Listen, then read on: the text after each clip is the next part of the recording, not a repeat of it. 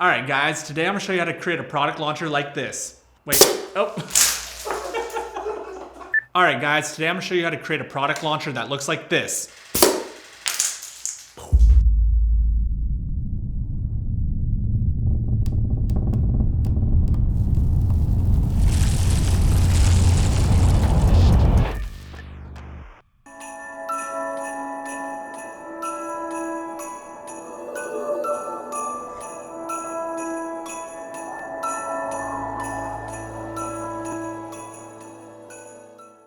Now, how about with two launchers, one pushing and the other one launching?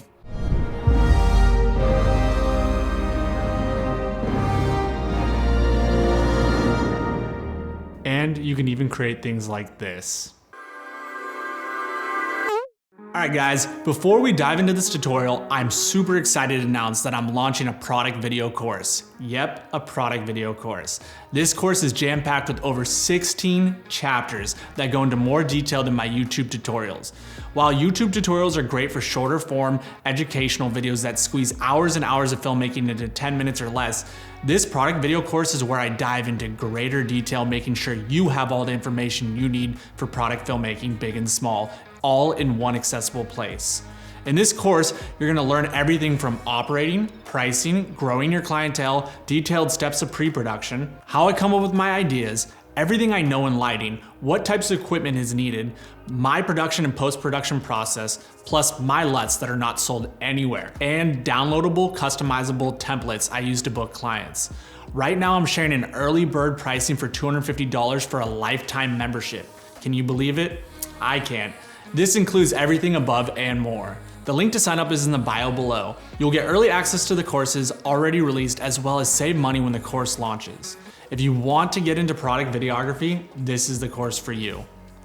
I've been wanting to build a product launcher forever and decided it's finally time, and I'm super excited to show you guys this, but I'm gonna break it up into two tutorials for you. This first tutorial is I'm gonna show you guys how I got these shots and how I use the product launcher, and the second one's gonna dive in deep with my friend Javier. I'm gonna show you guys how to easily build a product launcher with all of the kit and gear. You can buy it off Amazon for less than $250. And it's gonna be so easy. If I can build it, you can build it. What's so cool about a product launcher is there's thousands of different things and ways you can implement it into your videos, but there's two that I really wanted to try.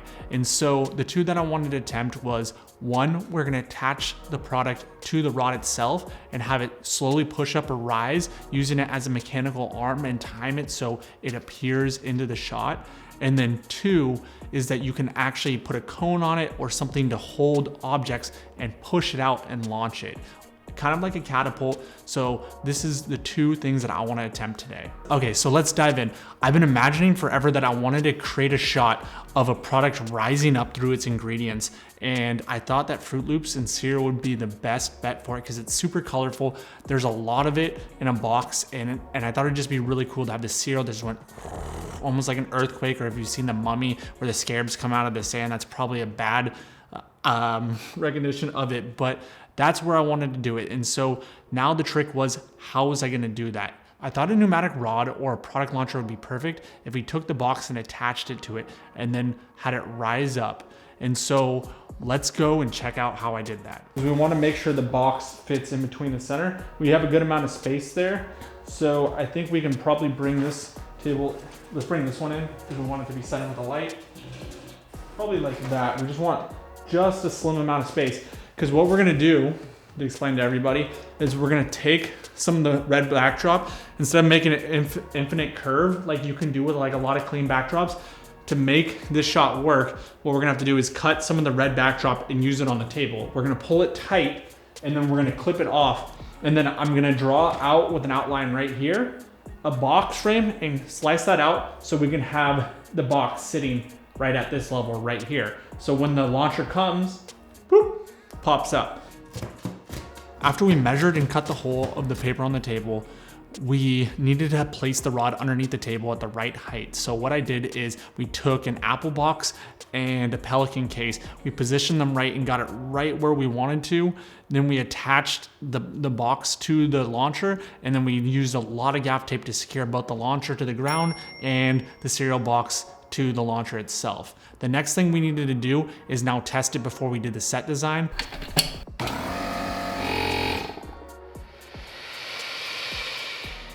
Now here comes the messy part. We poured the Fruit Loops everywhere, and I promise you, no Fruit Loops were harmed in this. We actually used the Fruit Loops afterwards. I have a lot of cereal that I'll be eating for the next few months, and I gave some to my friends as well. But we poured the Fruit Loops, and I wanted to create this mound because I really wanted the product to rise up and have this grand scale. Then we placed 2 other boxes right side by side because I thought that would be a good foreground, and then have it right in the center as the product rises up. And I thought it'd be a really pretty set design. So something that I want to show is right here, as you can see, our lighting is almost there, but we're catching a highlight from this light right here, right on here, and it looks gives it a low contrast because you're blowing out right there. Everything else looks really nice. First thing we did was we lowered our key light down right here to fix that problem. So lowering your key light can help with that. And we rotated it off just a little bit. The next thing that we did is we played with the angle a little bit, and Javier, I want you to rotate that back in the frame. Keep going. Rotate, rotate, right there, boom. And we just solved the problem, and now we have a very clean looking light. We had multiple attempts. It was kind of difficult at first to gauge the speed, and we had to slow down the rod because I wanted to just slowly unearth from the cereal and not just shoot up. And we had to do quite a few attempts at that. And we used the Sigma 35mm art lens, and I liked it, but it wasn't giving me this grandiose, larger than life feeling. So we switched to the probe lens by Laowa, the 24mm. And what we did was we'd start low at the Fruit Loops and then dive up, and then we had to time it.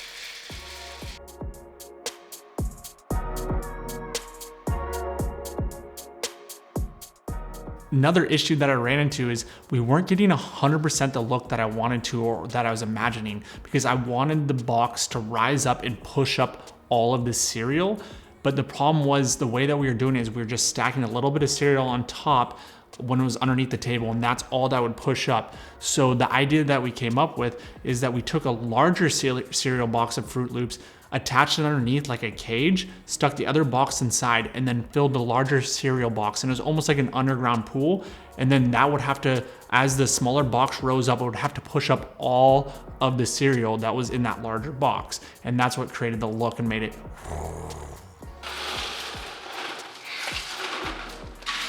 This is what I live for right here.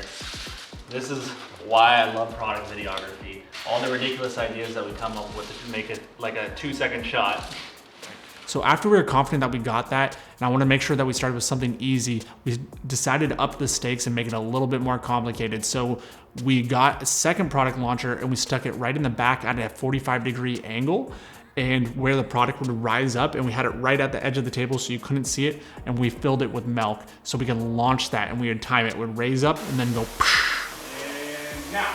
It was covered in milk and super sticky, but it was well worth it, and I thought it was so much fun. That's it for this tutorial. I wanted to keep it short and sweet because you guys need to be stay tuned for part 2, where I break down with Javier on how to build one of these. It's so simple, and we're just gonna go step by step, a really easy guide to follow so you too can build one as well.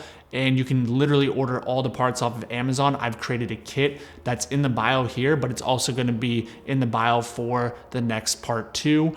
And if you guys haven't, or please go check out my product video course. I promise you it's well worth it, and you're gonna learn so much, and I'm so excited to announce it finally today, officially.